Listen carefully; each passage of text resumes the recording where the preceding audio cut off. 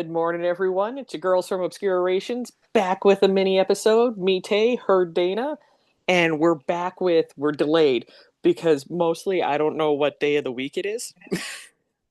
Um, but we're finally back with our mini episode talking about last week's episode number 6 of the Mighty Nein. And to make sure that I remembered what happened, I rewatched it last night when I went to bed. Because I remember watching it earlier in the week. And then I was like, I don't remember. Then I also realized afterward that Dana had sent me the episode 4 episode. So then I had to go onto the TikToks, download the proper episode, put that onto the YouTube. I was like, there were 52 different steps, but we made This is a rough week. it. we, Like, I don't even know. I don't have words. you know, sometimes it's like someone's playing D&D with us, but we're the D&D characters. And they keep rolling low. Somebody is rolling dice on my life right now. I feel it. And they keep rolling like nat ones. So like, ooh, okay. So we're gonna bust up the car. Rolls again. Ooh, you're gonna twinge your back turning on a light switch. Right? Like, really? Mhm. Just really? But yes, we're here to talk about Mighty Nein. And this week at least, thankfully, it didn't have anything traumatizing like watching a cat death as it meowed in the background. So I was, really appreciative of that. Right. So Like, hmm, I gotta gather my thoughts. Go ahead. what you all just witnessed was Dana having a thought and it going, nope, nope, nope, nope, nope, nope, nope, nope, nope, nope, nope. And My no, my thought went, oh yeah, you're thinking of that. Fuck off. it just went out into oblivion and is gone forever. So, okay, let's see. What was probably my favorite part of the episode? Now that I'm getting used to the different way that the story is being told compared to the campaign, obviously. Um, I am enjoying it. I'm very curious what they're going to do with Yasha's character because they showed her finally, like at the very beginning, the way that they had her just come in and annihilate all of those guys, just chopping off their heads. My favorite part was when she came in. Uh, I mean, the chopping up the horse part was kind of cruel, but when the guy landed on his ass and they went, "Ha, you missed," and then just got skewered by his own lance that had went through the air. It's like that. That was fantastic. So I'm curious how it's going to play out now because it's so weird compared to who the character is in the campaign because they don't really have like from what I've seen, this isn't how her character is at all. Like I've never seen her um go off and just like crush somebody's head. Like she did that one woman. It's the orphan maker. No heads for you. I thought that being might be able to live, but no. That was I was shocked about that too, where I'm like, oh, she's gonna be just, oh my god, she crushed her head into jelly. There's like She's gonna kids in be fine. No, she's not. it's like kids in the hall. I crush your oh my god, they crushed your head. And it's like, oh. So I'm very curious to see where that goes. I'm assuming obviously Yeah, yeah. um I'm assuming obviously that this week's episode she's going to finally meet the rest of the crew. And I'm so curious to see how it's all going to work out because they've kind of made her Keep talking. like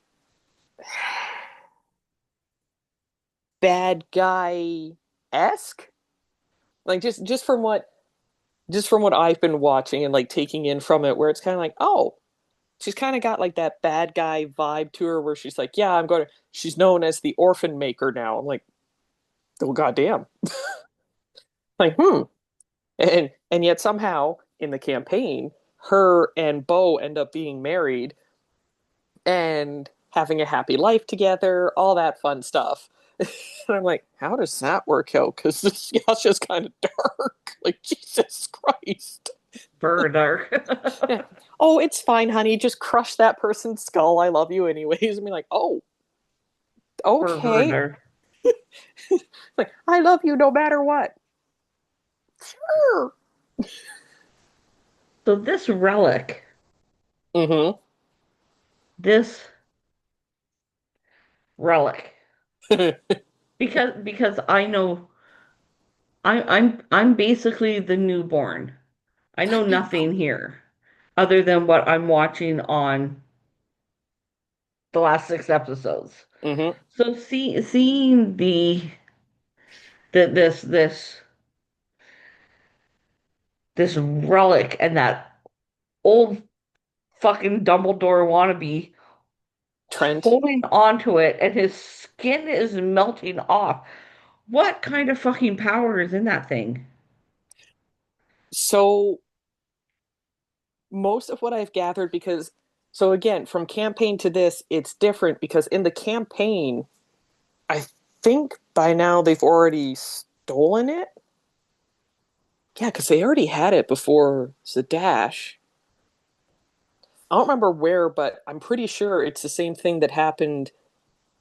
I assume it's what had been traveling with them majority of the campaign.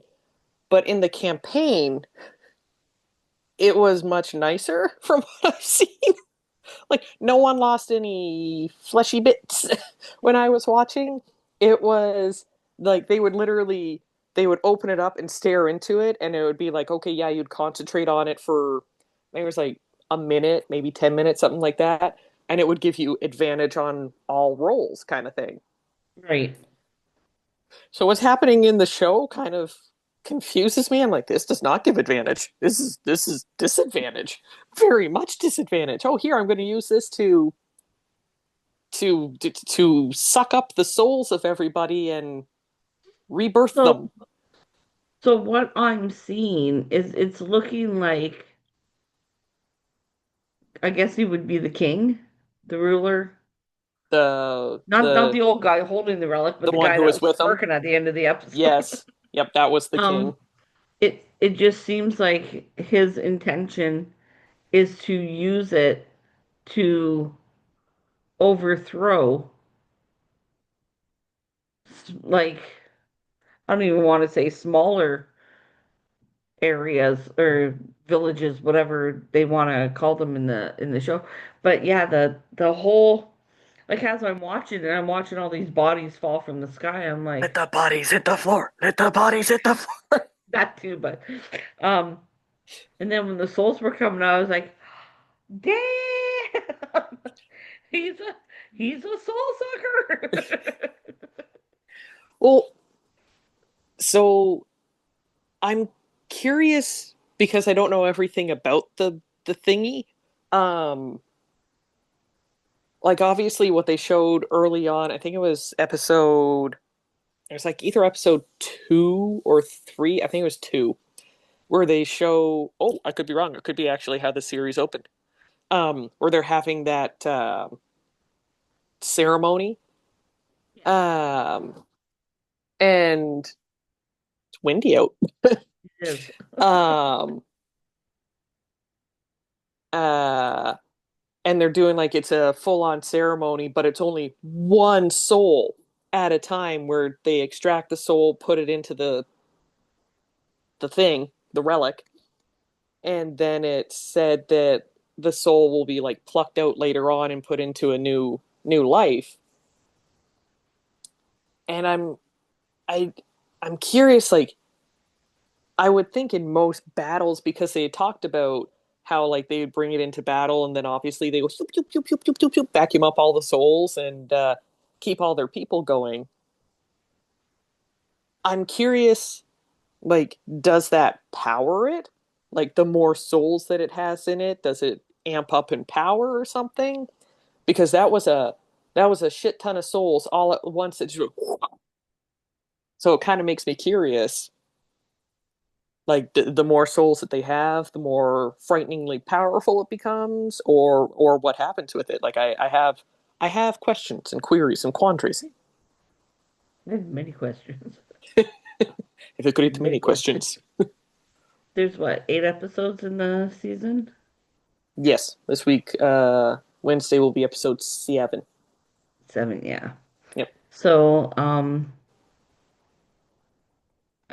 Ford there. Uh, what the hell was that? Like, A, I get he saw glimmering in the water. Mm-hmm. So he, oh, shiny. Happens to a lot of us. Um, Yes. he got trapped, ran out of air. He came back and he just came back different. Or was that just me? So I don't know if they didn't show anything in the show that I remember. I'm trying to remember how it happened in the campaign. Like he does get that glowing spherical thingamajiggy. Yeah, yeah. Um, he finds it like even in the campaign he gets it, but I remember Matt freaking them out because he's like, "Yeah, you hold it up kind of thing," and like he kind of like locks in and attunes with it, and then it just goes and just gets sucked into his chest and becomes part of him. And then when he Oh. summons the falchion, the sword that he has, it then appears on the pommel of his sword. And then when he doesn't have it, the sword's just like inside of him, kind of thing. So he's actually a warlock class. So warlocks have to make pacts with the devil in order to have their power. So I'm trying to remember what it was. Like, I think his character doesn't remember the fact that he made the pact when he was drowning initially at the beginning of the series. Right. Um, but he makes that agreement and becomes a warlock, and it's like, oh yeah, I have abilities. I can. Um, what was his favorite thing? Eldritch Blast. Like that's his favorite power. It's most warlocks' favorite powers to use in combat. But when he came out of the water, like after once his uh, contract holder like breathe, and he starts being able to breathe underwater, and then just like punches his way through the rocks. And it's like, I'm fine. Goes and gets it. And I mean, to me, I would have been filling my pockets with all of the gold. I was just like, here, let me move this. Here, let me move this. Here, let me move this. Here, let me move this. But then when he comes back out of the water with it, and he actually contemplates leaving them all behind until he sees Jester's doodle book, which is normally filled with penises. This time it was a couple of faces. So,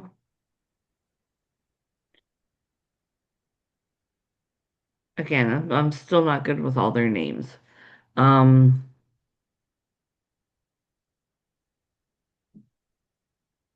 Caleb, Okay, yep. The German one. he, how did he, how did he, like, what, is that The one of sight. his powers, being able to see where the invisible steps were to tell what's her face to jump? So it's one of the spells that even I'm trying to remember. I think you guys would have access to because you're sorcerer class. I would think it'd be in there somewhere.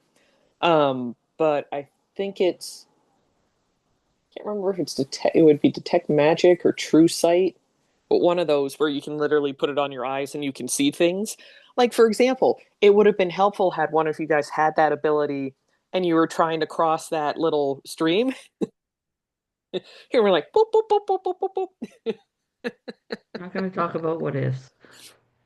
But I liked how they showed that between him and Bo when he was like, "Oh yeah, cool meters this way, 20 degrees that way." In my head, I'm like, "How the hell do you know degrees?" I'd be like, "Is it this way or this way?" this way, okay. But then when he says it where she just barely makes it to the platform, and he goes, "Oh, my mistake. Maybe it was 2.5. Where did you go, Beauregard?" It's like, ooh, ooh, you can't make it back now. I mean, I sense tension between those two. What? No. They are perfectly fine. They are the best of friends. Yeah, okay. It was just I would have thought that all that treasure laying around, they would have taken as much as they possibly could. My hoardy ass would have. I don't know. Trying to lug it out. Could you have seen Jeff and Ann there? They would have been like, We'd still be on that ship, I was filling just gonna pockets say, and boots. Jeff and his 30 pairs of boots, all boots would be filled with gold. would have come back and been like, yes, we are now the equivalent of billionaires in D&D style. We hire out our jobs. Brendan and Ethan, who can carry massive amounts of weight, Yep. you just should be picking up the ship and walking with it. Now we just got this entire thing. We carry dead bodies, we carry ships, we're carrying all of the treasure. Like, I mean, just the sheer amount. Like when he went to go grab the compass, the special compass that they wanted. And that guy popped up. Yes, I laughed so hard at that. But then when he was like, "Okay, start stuffing your pockets," I'm like, I would have been doing that the moment we walked in and been like, "Oh, yes, that's right." And then I would have walked over to his pockets and started filling his. We're like, "Well, your pockets are here too. They seem to Fill the be dead empty. guy's pockets. Fill everyone's pockets. Let's carry him on out." But um, I liked that it then went from being like, "Oh, okay, yep, we stole that," and he's like, "Oh, now let's see if you can make it through the last challenge here." And the automatons came to life, and how quickly Molly's like, "Shush, shush, shush, shush, shush, shush, shush, shush, shush, shush, shush, shush, shush, stop fighting. We give up. Shush, everybody, quiet. Please stop. Stop making noise. They're they're essentially like bats with echolocation. They hear sound and like must kill." So whose men were what basically the army guys that came in? Who did they belong to? They were the Cerberus guys who I think I'm trying to remember. Cerberus, the army. I think they belong technically to the Empire. I think that's what it is. So there's obviously all like the different factions, like how you guys have your different factions that you're parts of. They have the same thing. Matt made them from scratch. So like they have Cobalt Soul that the monks are part of. Then you have like the Cerberus Assembly, and then you have other ones like that. So I think they belong to the Empire, but they just when they wanted the treasure and gold and everything else that came along with it, and weren't able to make it in. And then you have Not, who, due to a series of unfortunate rolls, didn't do so great trying to get through those traps. And then the part even my mom laughed when she makes it all the way through and then goes, "Haha, we made it!" And the dart hits her The in the butt. ass. And then you just see her bent over, her ass in the air, and Jester feeling it for her. I loved that part way too much. I'm like, "Oh, look at the cute little tushy." Little green ass. Poor little Knot. All proud of herself that she made it through and then gets shot in the ass. Like that seems about the luck that I would have and be like, "Haha, I rolled natural 20s for all of this." And then right on the last one, nat one. Well, fuck. Down. And then, okay, so two part. One, I don't know, in the nerd community, he's a super big deal. But the voice actor behind The Gentleman, they brought on, I mean, they have some pretty big names for this season. Like the one who plays, what's his name? S Essek, Isaac Essek. I think it's Essek. The Drow, the Dark Elf. His mom. So he's voiced by Matt Mercer. um, the female, his mom, that has the disease where her lives are all smashing into each other. Um, that's Angelica Houston. Tim McGraw played the voice of the captain for Ford. Um, Crap, who are the other ones? The voice actress of Moana was in this. And then they brought in, and I don't remember hearing anything about it leading up to the show, but they brought in Nathan Fillion to voice the gentleman, who in the nerd realm is basically like a god to most because he was in that show. What was it? Firefly, I think was the name of it. Came out in the early 2000s, somewhere around there. Okay. But he is one of the most probably iconic. Like he's right up there with Doctor Who. So any of the ones with those voices, like the fandoms immediately know. So when the he came on and he's just voicing the gentleman, I'm like holy shit. But what did you think of the part when, I mean, I loved the part leading into it where Molly's like, "Oh yeah, we have some presents. We have some gifts. We have bounty to offer. We have oh my mind's shit. I can't remember how to say the phrase." And he's like, "Oh, that's it. We have many gifts to give." Like, "Oh yeah, here you go." But then when they go down into the actual bar itself, what was your take on that? I don't know if she's a panther person, what the hell she was, but she looked like the panther, like the woman who comes up and embraces him and then calls him Lucian, if I remember right. Yeah. Yeah. He obviously didn't recognize her. Mm-hmm. How does she know him and why does she know him as Lucian? Um, so kind of need some of his backstory, right? Mm-hmm. Not some, we need a lot of.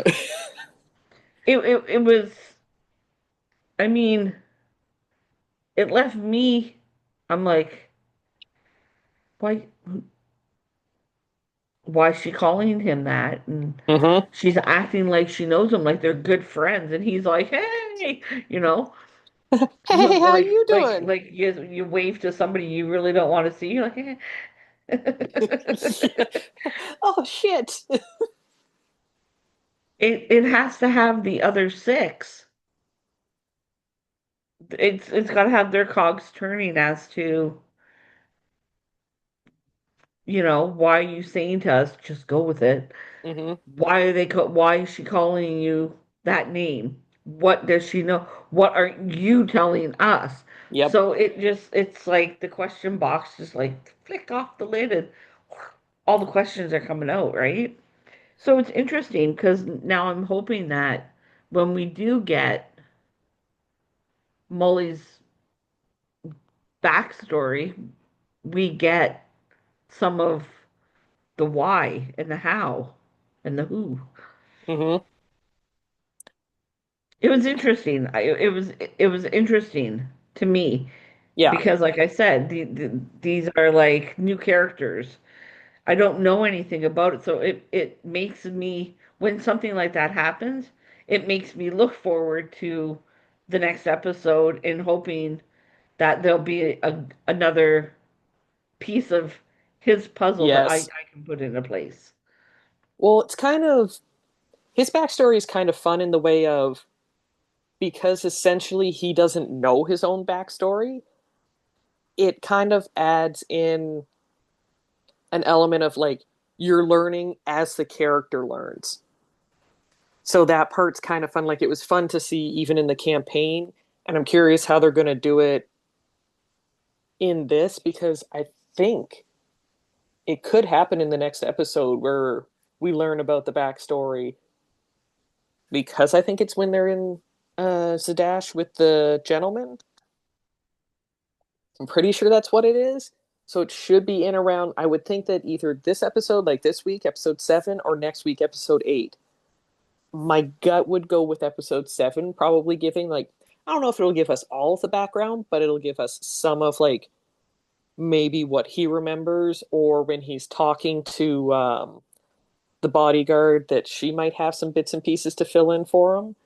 So I'll be curious to see if they do it, just because I do like how they're kind of showing this stuff with his background or lack thereof for a backstory, where other people, like, you got to see everyone else's kind of backstory where you're like, okay, we now know Caleb's, the tragic one that it is. Yeah, I can't wait, and I'm wondering when it'll happen because I have no idea when they'll do Knott's backstory. I feel like that probably won't be till season two, probably, yeah. which will suck because I want to see it now, but it's forever away. So I'm curious when that kind of stuff will come in, but I do like how they're kind of like the way that they weave in the backstories is actually really, really well done, where you're questioning it, but you're not, like, they're not taking so long to introduce backstories that you kind of lose interest in it. Like some shows go too long where they're like, oh, 52 episodes later, this is what we referenced back in episode two. And you're like, oh, I don't care anymore. I'm so far past that, I didn't even remember that I was curious about it. So I do like how they're doing that with this. And then obviously, like, with Caleb's backstory, it was, I had just said the week before about the whole what if Frumpkin is actually dead, and that's why it's his familiar. And then bam, the next week, that's what we got to see. I'm like, oh. Do they have confirmation as to how many seasons they're going to film? So Do you know? they don't know the total, but as far as I know, they were greenlit for, I think, 3 seasons. I think they started off with the three, maybe two, to be sure. Like, their their first one, Vox Machina, did so well. It was actually one of the number one TV series on all of Amazon Prime Right. because they did it so well. And that was like when they put out the first season, they weren't really sure how it was going to go. So it kind of ends on a cliffhanger, but it's enough wrapped up that it would have been okay had they been canceled. You would have been like, okay, it's not a horrible cliffhanger where I'm like, what the fuck, I need to know, like so many shows ended. Right.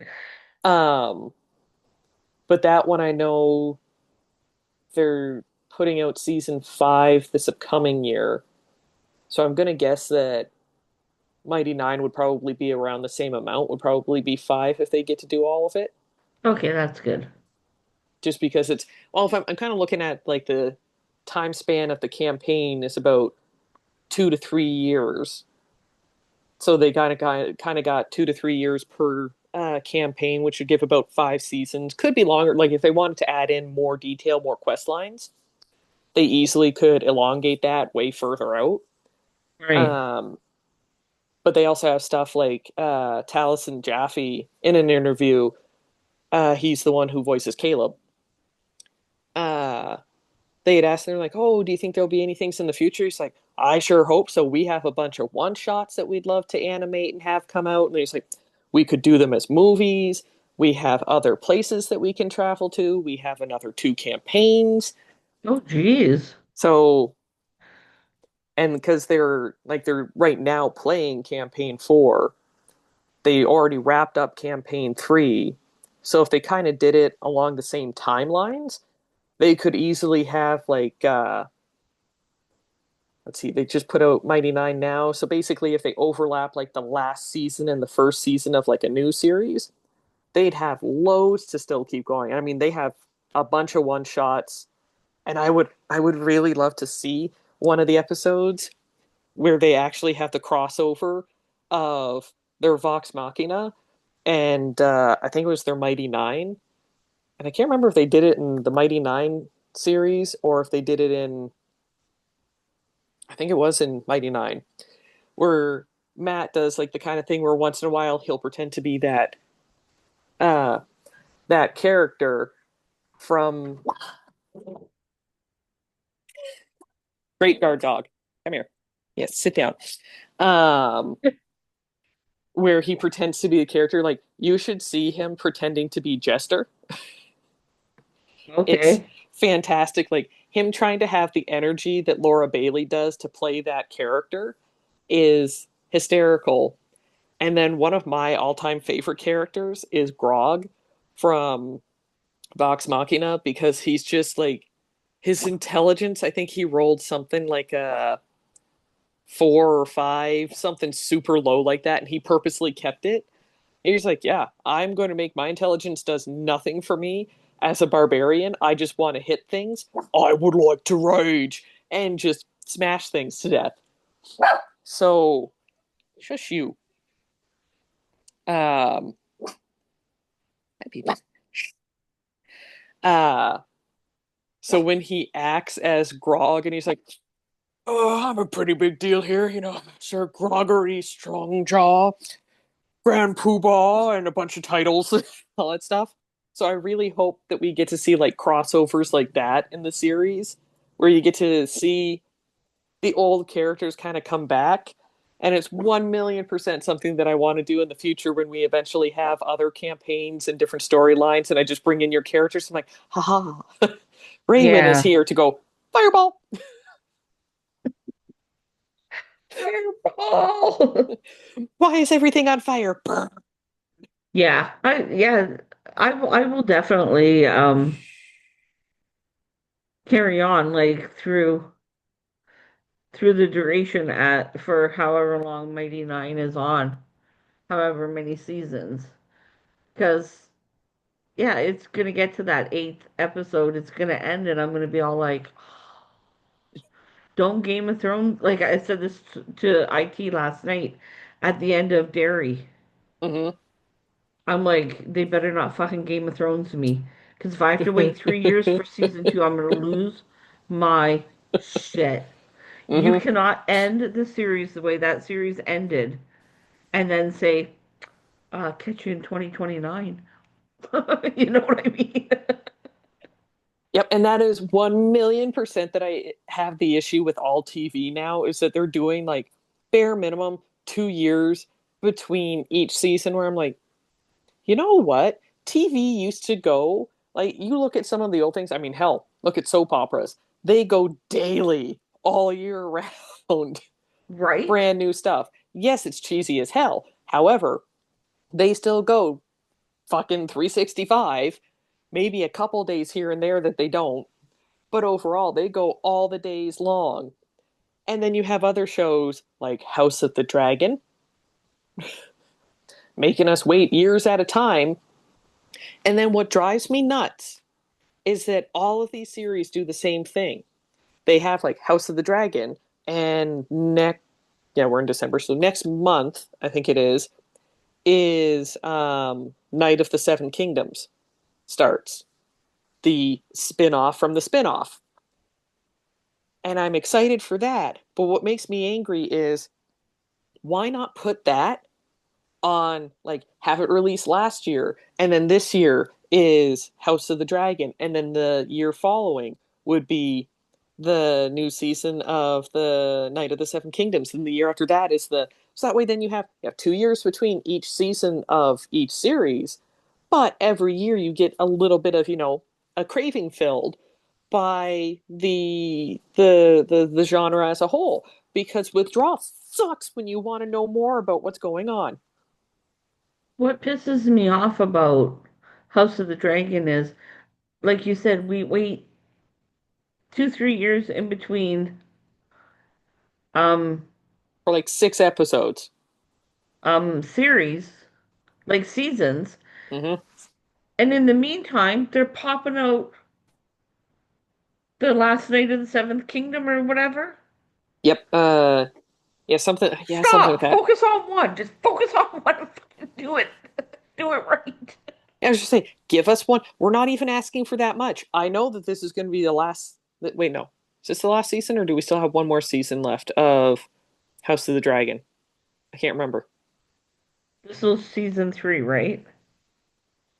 Yes, yes, it So I is. think it's the last. Hey,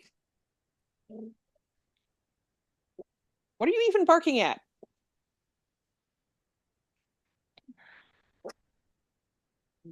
As she sniffs at the bottom of the door. Come here. Here, you guard me over here. Yes, you're fine. But yeah, so I'm with you. I hate the waiting. I absolutely hate having to wait 2 years, let alone three, because that takes freaking forever and it feels like an eternity, and you don't remember everything that happens anymore. So Exactly. then you get even angrier because then you remember you're like, oh my God, I forgot I was mad about this and I was mad about that and I want to know about this and I want to know about that. So angry. Yes. And everyone, we will be doing hopefully a live stream, or we're going to be attempting a live stream I think we can tomorrow. do it. I think so too. We'll figure out how to do it. Cough, cough. Wait, wait, wait, wait. Yeah, we can do it. Yeah, baby. Hi. And we're going to be talking about it, Welcome to Dairy, which Dana and I will essentially switch places because while I have answers for Mighty Nein, I have absolutely nothing but questions for it, Welcome to Dairy, as I am here to help you through that. Dana has giggled so many times when I'd send her voice message going, "Oh my God, oh my God, what about this? Wait, Bob what's has this?" kids. No, Bob Gray has kids. Yeah, that was probably one of my favorite parts. I'm like, what does Pennywise have a daughter? I don't understand this. No, no. Like, oh, The thing is, though, you're going to have questions that I'm not going to be able to answer because just because, and we will go into that tomorrow. just because. And maybe, just maybe, if V I was thinking the same thing. has caught up. Hey, Nora, can you give me down the crock pot, please? Making sweet and sour chicken for dinner. Ooh, yum. Um, the crock pot, please. Thank you. Um, yeah, if V has caught up and she's not working, we can see if she wants to come in Yes. and join us. It'll be Yep. live on TikTok, and I Yep. think after we go live, we can download the video, I think. I was just going to ask that. That was going to be my exact question. I'm like, Yeah. I know people have talked about it before. I've just never experienced it, so I have no idea. I know who to ask. I just gotta ask them. So I'll do that. It's And probably a good I idea, will so we're prepared. I will reconfirm with you. So yes, so we're excited for tomorrow. We're going to attempt our first live stream. We'll be talking about it, Welcome to Dairy, or as that one video that I sent you, IT, Welcome to Dairy, when AI reads it for you. IT does not want to go to dairy. Ain't no way in I hell. I can't even commit. I can't even commit to him getting me to the Stanley Hotel in Colorado. You're like, he sure as shit wouldn't be going to dairy. Can't get one, I'm definitely not getting the other. Uh, so yeah, so we'll talk about that tomorrow, and then Wednesday comes out another episode of Mighty Nein, Mighty Nein, and Mighty then Nein. Thursday is our tattoo Today. day. Whoop, whoop. And So, if the live goes well, oh, oh, oh, tomorrow we can go live on Thursday. oh, you're smart. Noggy. Oh, salmon skin roll. Oh, that's Oh, brilliant. sloth. Oh, I sloth. I didn't even think of that. Sometimes I worry This. about me. Yeah, I worry about you. I, I worry often. It's like walk into a room. What happened? I don't know. Hold on. Let me leave and retrace my steps. Maybe I'll pick up my thought along the way. All right. Ooh. Well, while I'm waiting for the tow truck to come take my mother's van away, I'm gonna go get dinner going. All right. Have a splendid day. You too. Everyone enjoy your day, and we'll see you tomorrow for our first live. Woo. And um, I mean, you and Mama are gonna watch Dairy this Oh yeah, afternoon. today. Yeah. Okay, call me. Text me. Do something. I'll be there for you. I will be there. All right. See you guys All tomorrow. right. Have a good one.